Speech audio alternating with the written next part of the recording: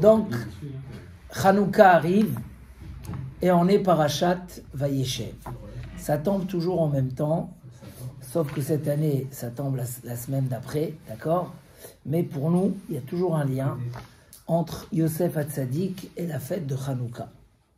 Mais venez, on essaye de voir comment se préparer à cette fête et comprendre un petit peu le sens et la profondeur de cette fête. Ça, c'est très important. Parce que très vite, un homme, il s'habitue. En une fois qu'il a allumé des bougies de Hanouka, ça l'a excité. Le lendemain, ça devient un allumage simple et il n'y a plus d'enthousiasme. Alors que, Béhémet, il y a de quoi tous les soirs s'exciter autour de cette mitzvah et essayer de vivre quelque chose de très particulier. C'est pour ça qu'on rajoute tous les jours une bougie de plus pour montrer la puissance de encore un jour du miracle et encore un jour du miracle. Essayons de comprendre un petit peu. J'ai vu des nouvelles questions que je n'avais pas vues les années précédentes. Pourquoi les bougies de Hanouka, c'est la nuit? Parce que le jour, une bougie ne sert à rien. Mais apparemment, non.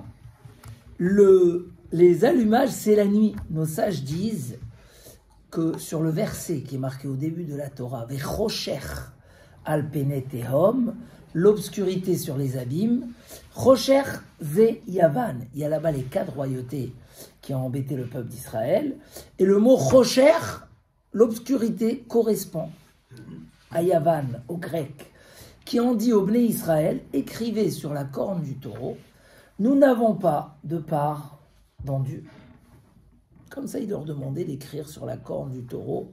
Le taureau, c'est le symbole du travail, puisqu'à l'époque, on travaillait avec le taureau dans les champs.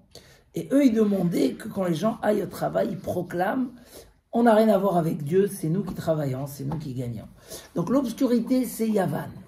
Et le miracle de Hanouka va se faire autour de l'huile. Le Maharal de Prague relève l'étonnement que les Grecs se sont préoccupés des huiles du Beth Amikdash. Ils ont rendu impures toutes les huiles. Qu'est-ce qu'ils avaient avec l'huile? Ils ont arrêté la centrale nucléaire spirituelle. Ils l'ont éteint. Ok, il n'y a plus d'électricité, ça s'arrête là. Mais pourquoi il faut aller rendre impures toutes les huiles, sauf ces petites fioles qui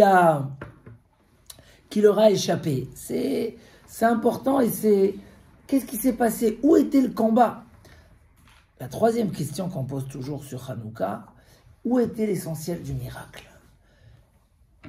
Qu'ils ont trouvé cette fiole d'huile qui leur a permis d'allumer 8 jours la Hanoukia, le jour du retour au Beth Amikdash, ou qu'ils ont gagné des guerres énormes. Les Grecs, c'était des guerres, ils étaient tout puissants. Et les Bnei Israël, ils ont eu des miracles incroyables. Quand on lit l'histoire des Hashmonaïm, ce qu'on appelle les Hashmonaïm, et en vérité, dans la Tfila, on remercie Hachem. Surtout sur quoi? Sur la guerre. Les faibles ont gagné les forts. Les tzadikim ont gagné les Rechaïm. Sur ça. Mais quand on ouvre la Gemara, et la Gemara demande dans Shabbat, pourquoi ils ont instauré Hanouka? Qu'est-ce qu'elle répond la Gemara? Parce que quand ils ont gagné la guerre, et ils ont voulu allumer, il n'y avait pas d'huile pure. Et Hachem leur a fait un miracle, et ils ont trouvé la petite fiole d'huile tamponnée par le Kohen Gadol, qui a été sauvée par miracle. Alors, c'est pour ça qu'on fait la fête de Hanouka. Donc, la Gemara, elle a l'air de dire que l'essentiel de Hanouka, c'était le miracle de l'huile. Et pourtant, le miracle de l'huile, il a existé beaucoup de fois. Je ne sais pas si vous connaissez l'histoire de Ovadiaou qui a caché son prophète et que après quand il est mort, sa femme avait des dettes envers le roi. Et le prophète, il lui a dit, voilà, prends plein de tonneaux chez toi à la maison, hein, prends ta fiole d'huile et tu remplis les tonneaux. Il y aura un miracle et tout va se remplir d'huile. Donc, trouver de l'huile, avoir un miracle avec l'huile, il y en a. Il y a la Gemara qui nous raconte sur la fille de Rabbi Hanina ben Dossa, qui était très pauvre, et que sa fille, elle était triste. Elle lui a dit, j'ai mis du vinaigre à la place de l'huile. Et il lui a dit, c'est pas grave. Celui qui a dit à l'huile de brûler, d'allumer, il va dire au vinaigre. Et elle a allumé avec du vinaigre et ça a marché. Donc qu'est-ce qu'il y a tellement dans ce miracle où on ne trouve pas de l'huile et d'un coup il y a un miracle et on trouve une fiole d'huile. Après cette fiole, elle a servi pendant 8 jours. Mais qu'est-ce qu'il y a de particulier? Alors, pour comprendre ce que va nous expliquer le Maharal de Prague sur le sens de cette fête de Hanouka, il faut comprendre que chaque fois qu'on parle de l'obscurité, on parle des Rechaïm. On parle du mal. Nos Chachamim disent Tachet Rocher Vi Laila. Dieu, tu as mis l'obscurité et c'est devenu la nuit. Ils disent nos Chachamim Zea Olam Hazeh Shedome Le Laila. C'est ce monde-là qui ressemble à la nuit. Et nous dit le Messilat Yesharim que la nuit peut nous entraîner 2 fautes, 2 erreurs. La première, c'est de ne pas voir où on va. Et on peut, chas v'shalom, tomber, se blesser, se faire mal. Il y a un autre problème dans la nuit, dit Messilat Yesharim, c'est que des fois, il y a l'imagination. Si tu vois un arbre comme ça, tu crois que c'est un serpent qui se promène dans l'air. Et si tu vois un poteau, tu crois que c'est un homme. Un homme, c'est un poteau. Donc ça peut aussi transformer les choses. La nuit, donc pour ça, disent nos Chachamim, la solution pour qu'un homme traverse sa vie sans faire d'erreur dans cette obscurité qui est le monde matériel qui nous cache la vérité, qui nous obscurcit les valeurs, alors un homme doit analyser ses actions régulièrement. Il fait noir, tu vois pas, va chercher, va fouiller. Yefashfesh bema'asav. Vous connaissez ce Messilat Yesharim?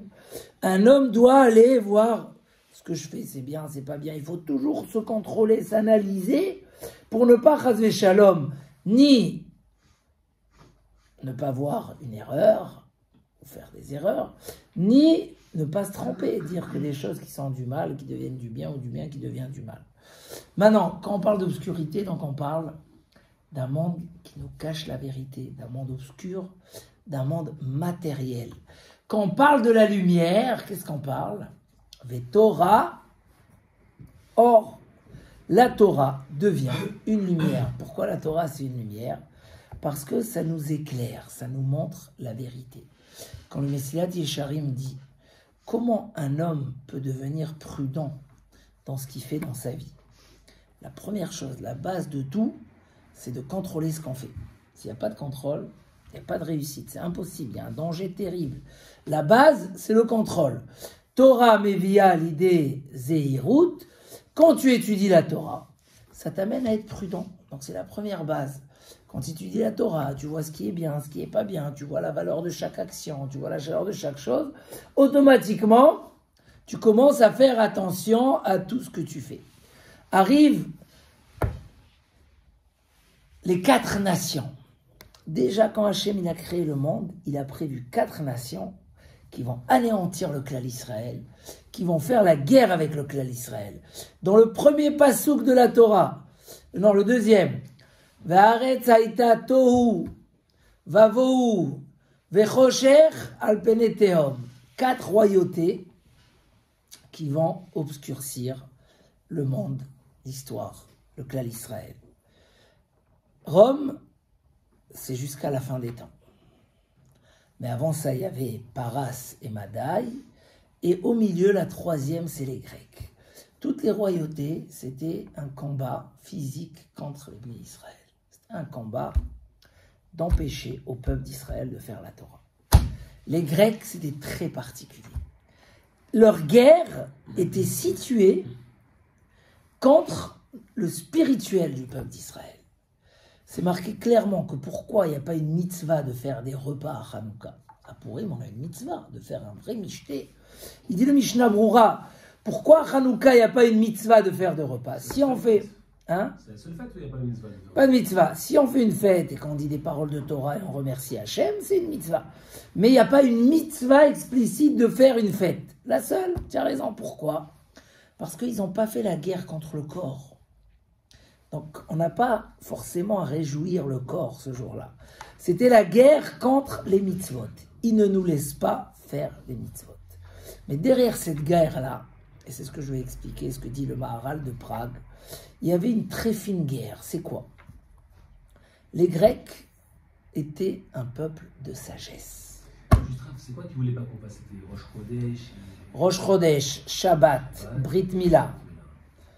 Après, il y a encore plein de choses qu'ils ont mis en place. Mais surtout, ils ont annulé la avoda du Beth Amikdash. C'est marqué qu'ils ont enlevé les portes des maisons des Israël. Ça a un symbole, la porte, la tzniout. Ils ont instauré que chaque fille qui se marie le droit de cuissage, et ainsi de suite, tout pour enlever la pureté du clan Israël.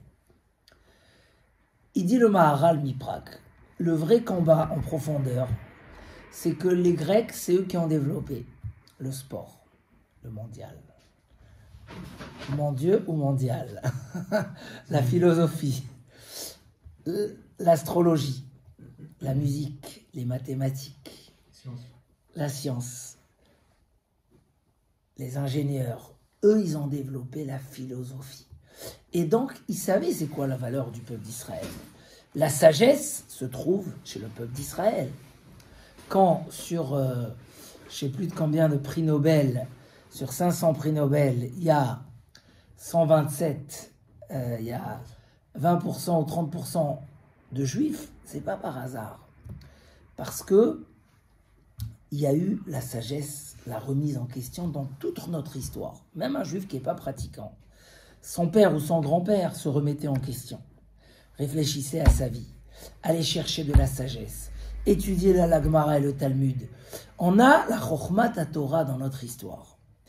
Cette Chokhma-là, les Grecs étaient embêtés, parce qu'il y a une différence entre la sagesse qu'ils ont développée et la sagesse que nous on suit.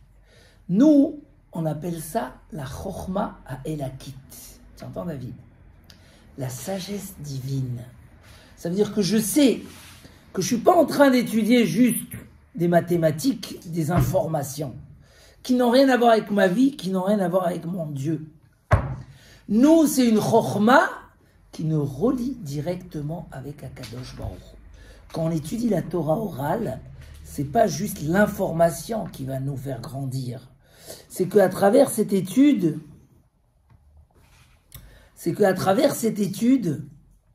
on va se relier à Kadosh Baruch Hu. On va comprendre les secrets divins. Evi ani amelech hadarav, on dit dans le Shir HaShirim, Dieu dans le mont Sinaï m'a amené dans ses chambres les plus secrètes. Quand tu apprends la Torah, tu te relis directement à Kadosh Baruch Hu. Tu fais pas de la sagesse une fierté personnelle qui te décroche d'Akadosh Baruch Hu. Bien au contraire, ça te relie à Akadosh Baruch Hu. Et il y a une étape supplémentaire. Tu retrouves en toi quelque chose de divin. La prophétie, quand elle s'est arrêtée dans le peuple juif, c'était dans le deuxième temple, il y a quelque chose qui l'a remplacé. C'est quoi? Il dit le Ramban, Nachmani, ce qu'il a remplacé, c'est la sagesse qui se trouve dans le cœur des sages, qui devient une prophétie. À travers la sagesse, on sait voir des choses, on sait voir la vie, on sait voir le chemin, on sait éclaircir les endroits les plus obscurs, parce que ça devient une prophétie. Chacham adif minavi. Vous avez entendu cette phrase une fois? Un sage est plus qu'un prophète. Tu vas chez un prophète, ouais, est-ce que je vais réussir dans ce travail? Il va faire une prophétie, il va te dire oui ou non.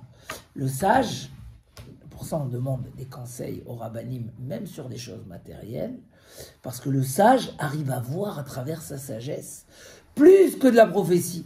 Mais ça devient une prophétie. Donc, le peuple d'Israël, c'est pas une question de fierté pour être fier. Il représente.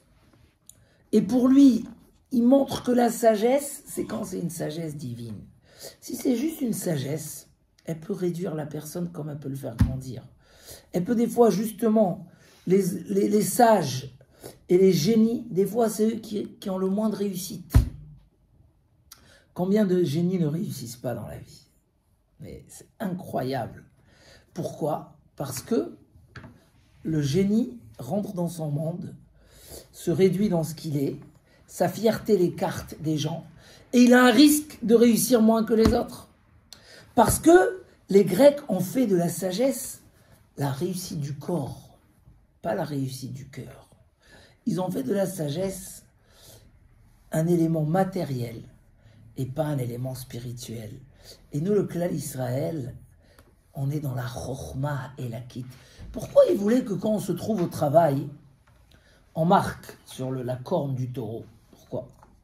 Parce qu'il dit le Maharal, il voulait qu'on les suive dans leur sagesse et qu'on arrête de dire qu'on est meilleur que eux.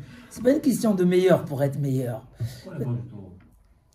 Eux, ils ont un des décrets, qu'on appelle ça l'obscurité sur les abîmes, c'est qu'ils ont demandé au peuple d'Israël d'écrire sur la corne des taureaux, quand ils allaient au travail pour labourer la terre, on n'a pas de part dans le Dieu d'Israël. En lanu chelek beloke Israël.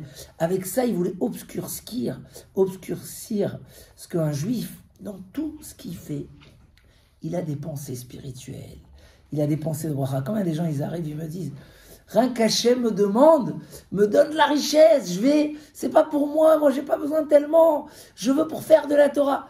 Mais rien que le dire, peu importe à combien de pourcentage tu le penses, mais rien que le dire, ça veut dire la émouna dans tout ce qu'on fait. Hein? La émouna, on veut s'approcher d'Hachem et pas s'éloigner. Il dit le Maharal, eux, ils étaient d'accord de tout donner au peuple d'Israël. Mais associez-vous à notre sagesse. Arrêtez la vôtre. Et ça, on ne peut pas accepter.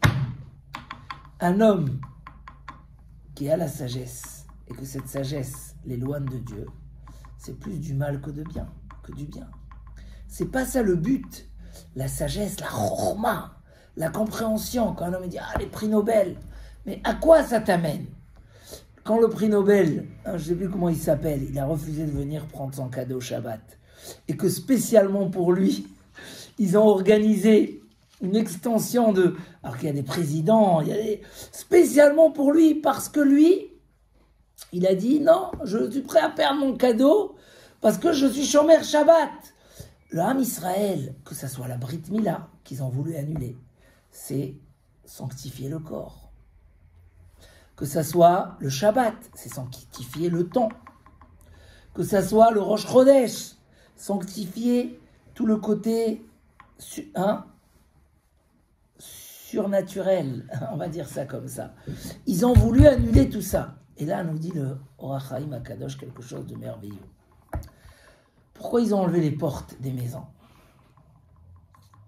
En fait, eux, ils ont voulu rendre le lieu privé, le rendre le lieu public, faire un lien. Pourquoi ils ont cassé 13 ouvertures? Nous, on a toujours le symbole des 12. Les 12 coins, je ne sais pas comment on appelle ça en français.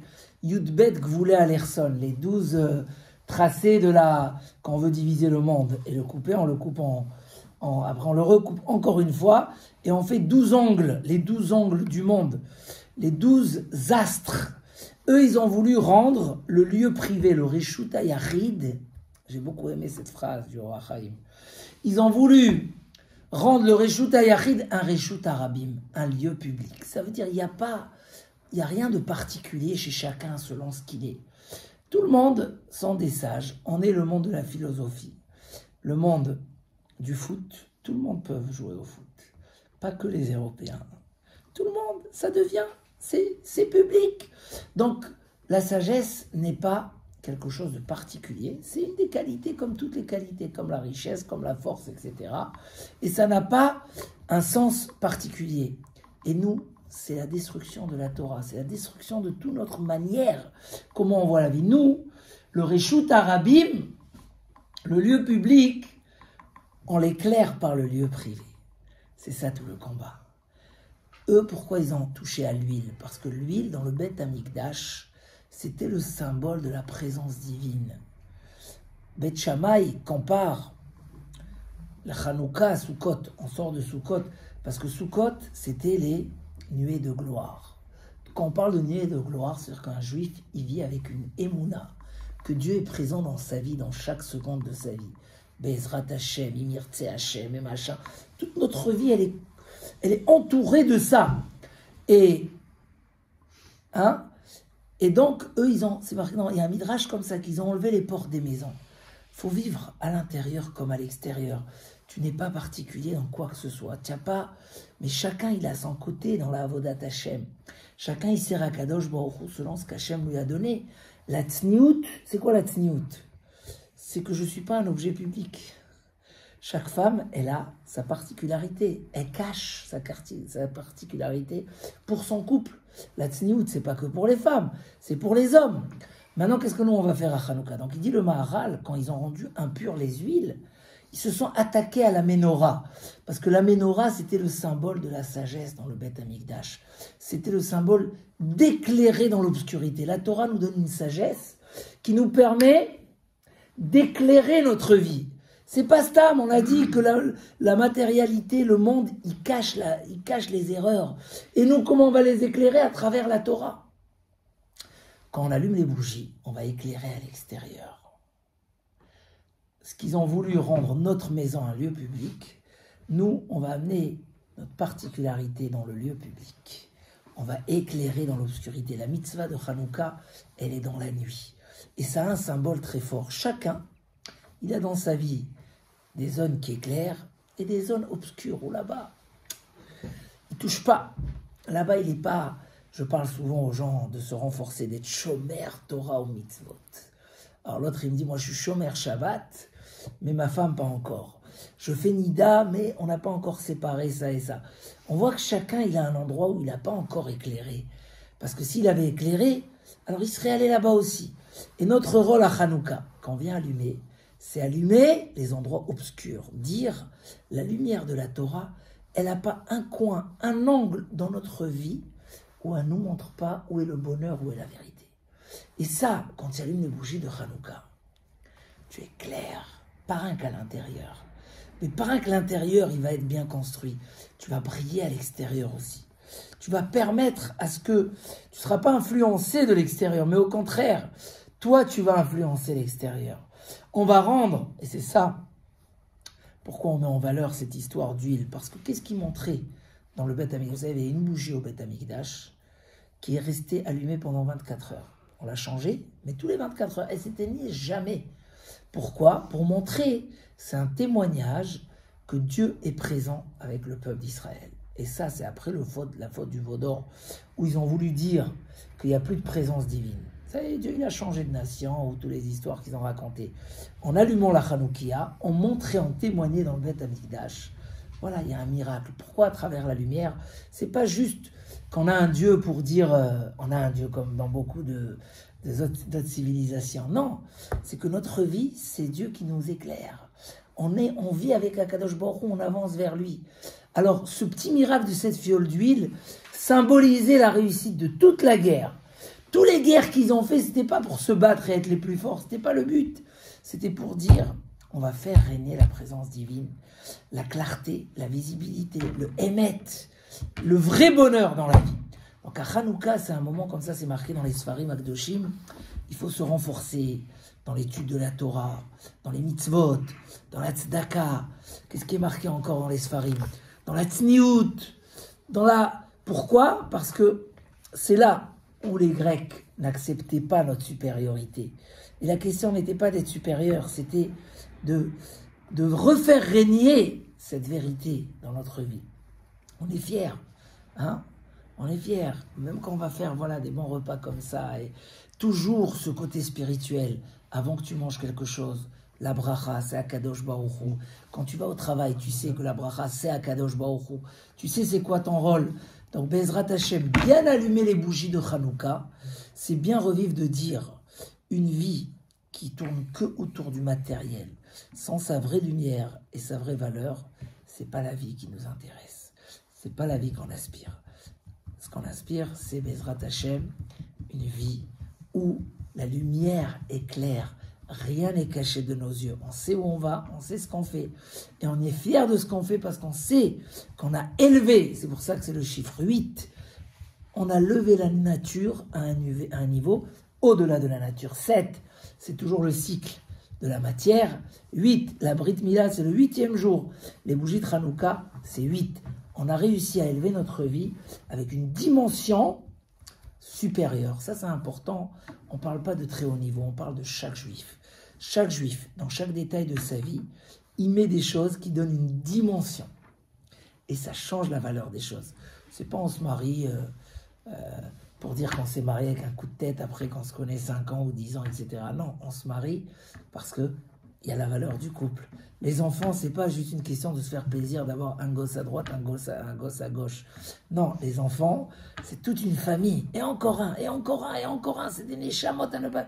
Dans chaque chose. Et même dans le travail, sur la corne de notre bélier, dans le côté le plus dur des choses. Là-bas, on proclame, ça fait partie de mon service d'Akadosh Baruch Hu. Et là, ça brille à l'intérieur et ça brille à l'extérieur. Bezrat Hashem. Chazak, chazak.